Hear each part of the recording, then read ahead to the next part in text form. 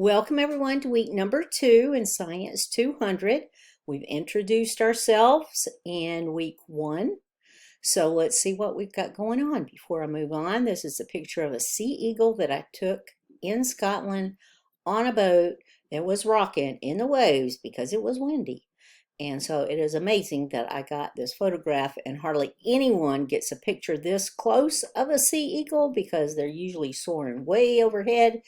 But this one came in to try to catch one of the puffins, which was the goal of this particular boat trip, for us to get out on the island and look at the puffins.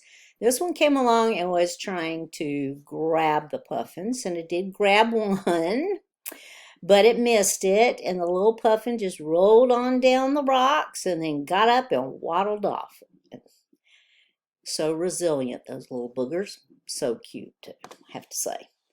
Okay, last week, what did we learn about in our first week? First of all, we introduced ourselves, so that was awesome. But you also took a look at the natural sciences, so biology, chemistry, physics, astronomy, environmental science. What did I miss? Geology. Did I say astronomy? Yeah, I did. Okay, what are the natural sciences? You got to tell us about your favorite one. Of course, mine is biology. But I also worked in environmental science, and really environmental science is biology based. So anyway, you learned about how science works, that it doesn't work like your 7th grade model.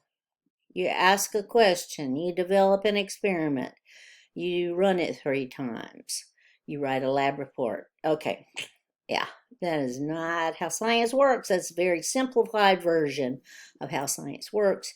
There's much more to science than that. First of all, you have to do a tremendous amount of background research before you can even begin to develop a good question to ask. You do your experiment and experiments many, many, many, many, many times over until you're sure that you are getting the same results every single time. This is an actual phenomenon that you're looking at. You write up your report, your information in your research, you publish it in a journal. This is how science is communicated, through journals. Basically, they used to be magazines, but now, of course, everything's online.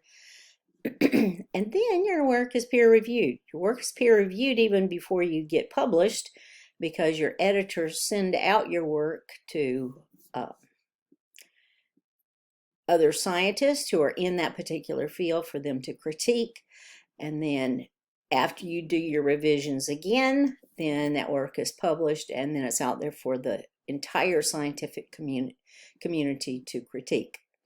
The importance of revision can't be expressed enough, because you revise and you revise and you revise, and you let everyone that you know read your work to see if they can find anything that's wrong, to help you with the best wording, to help you with your statistics, etc., before you turn in your final work. And so you will get an opportunity to do that this term too. Every week when you do part of your assignment having to do with your topic, I will give you feedback, and the next week you can fix that and then move on to the next part of your work.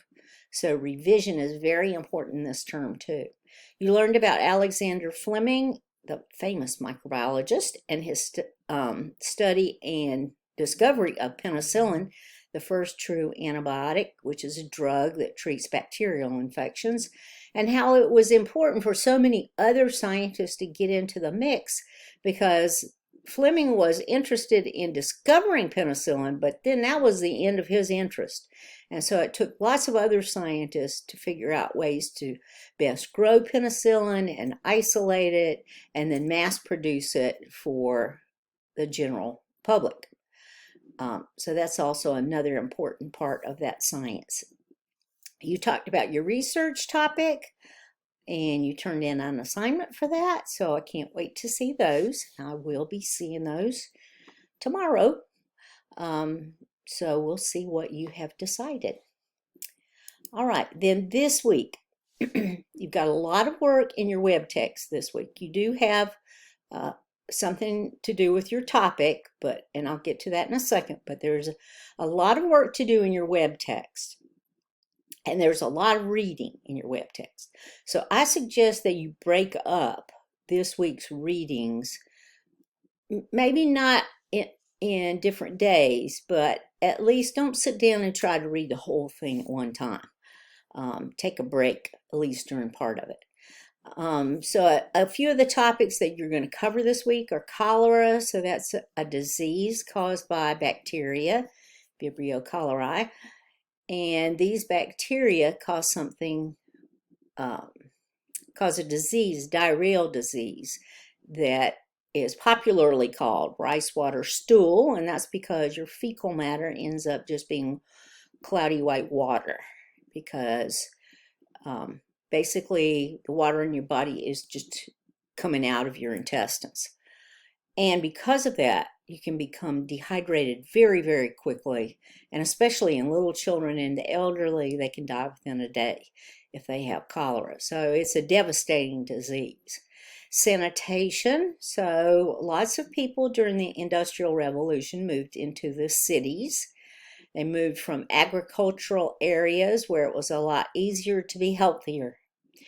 And so they moved into cities, and people had to figure out, what do we do with our garbage? What do we do with our sewage? How are we going to get clean water? How are we going to live and breathe safely? Yeah, there were a lot of issues, and all this comes under the heading of public health, which was also developed during this time in London, because people became concerned. This was not a healthy environment. So we had to examine this and figure out ways to deliver the goods, shall we say, of public health. And that's sanitation. Clean water was important. All the water in London for the people was coming out of the River Thames. But unfortunately, that is also exactly where they dump the sewage. And now you think, oh my goodness, that's disgusting. Yeah, it is disgusting, but nobody really understood the connection between dumping sewage in the river and drinking the water. Yeah, even though it smelled bad in a lot of locations. They thought that most diseases were transmitted through miasma, and miasma is basically foul-smelling odors, so through the air. And if you smelled stinky air, then that's the way that diseases were transmitted. Now, do we believe that? Of course, we know that some diseases are transmitted through aerosol droplets. But is that the main way that diseases are transmitted? No, not necessarily. You got sexual transmission. You got transmission through food, through water, through fomites. Those are inanimate objects. Of course, water, oh goodness, lots of other ways. Instead of just foul smells in the air. And so that was important in the study, because it was shown that cholera was transmitted through unclean water sources. You will also learn how science works by looking at the work of Dr. John Snow and how he tracked every water source, how he tracked every case of cholera, and where all the water sources were located and how far upriver they were, where the sewage was going from all these tenements. So it's a really good study in how science works, because once he put together these maps and all these statistics, it was easy to see that the contaminated wells were the problem.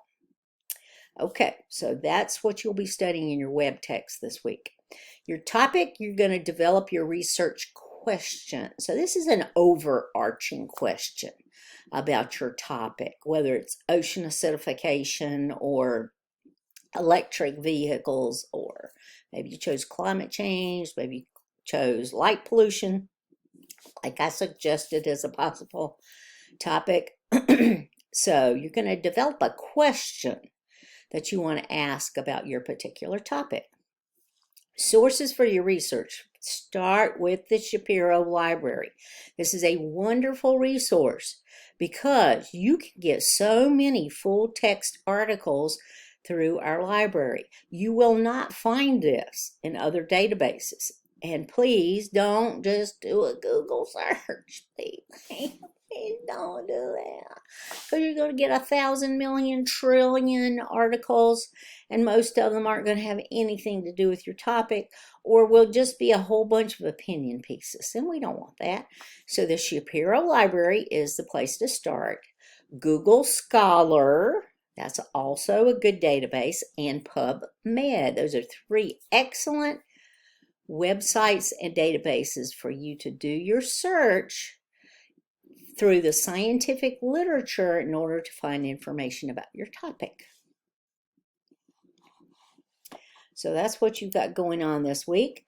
The tip of the week this week is to break up your assignments into manageable pieces, and you will figure that why I'm telling you this when you start looking at your web text this week. There's a lot to read and a lot of questions to answer. Remember that if you don't make such a good grade on one whole section of a chapter, that you can go back and redo that work. You should have learned that in chapter 1. You can redo that work to improve your grade. So I'm just saying, you don't have to leave the grade at 3 out of 12. You can go back and redo the questions in that section and make a better grade. All right, here are some puffins that sea eagle was after. I don't think it was any of them that the sea eagle actually grabbed hold of, but there they are. I hope that you have a wonderful week this week, and if you need anything whatsoever, please let me know through email, m.sigmon@snhu.edu. Have a great week.